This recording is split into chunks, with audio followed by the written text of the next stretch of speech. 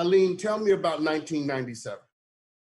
1997, incarcerated at the age of 16 for being charged as an adult in DC jail and given a life sentence, given 2 life sentences. For what? For being an accomplice to a felony murder for which I was not even present. So you're charged for felony murder for a murder that you were not even present. First of all, how does that happen? How did you wind up getting charged and you weren't there? Well, under the felony murder, you don't have to have an intent to commit a murder. You just have to be present.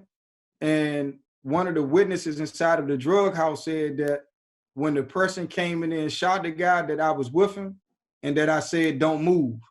So by the witness putting me inside of the house and saying that I said, don't move, the murder that happened in furtherance of the entrance into the house, which is a burglary, made me just as guilty as the one who did the shooting. But the ironic thing about my case, which was never explained to me, was that I was taken to trial as an accomplice, but the individual who was charged and indicted as being the actual shooter had all of the charges dismissed against him. It was never tried for the offense. Okay, whoa. Because both Linnell and I both looked like, what the hell? Wait a minute. So the person who did the shooting was charged. Was charged and had the charges dismissed against him. How did that happen? Never told me. I filed for under the Freedom of Information Act to the U.S. Attorney's Office.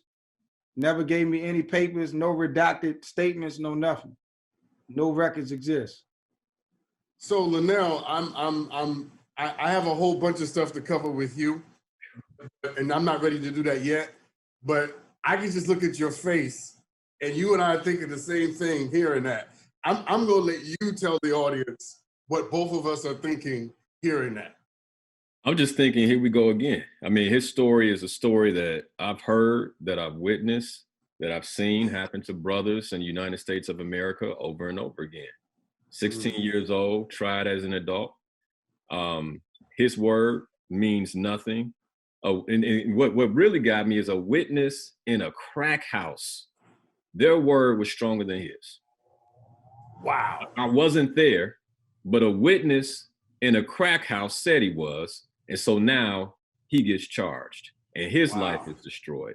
And I think it just tells us how important or how little they regard a Black man's life.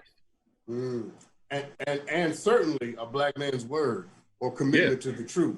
It's an amazing thing. So you were incarcerated for 22 years, right, Helene? 2 years. Now I'm going to ask you. I'm going to ask you well, to some may be a strange question, but I think it's entirely appropriate. Here it is. Here you are trapped in another man's lie. And what I mean by that is you are incarcerated for a crime that you did not commit. And what I'm wondering tonight is, what does it feel like? Wake up every morning for 22 years and to be trapped in another man's lie. For me, initially it was anger. And then I realized that it's always best to fight from a place of love than it's from a place of hate. Because hate, anger kind of like helps you, it correlates with fear, right?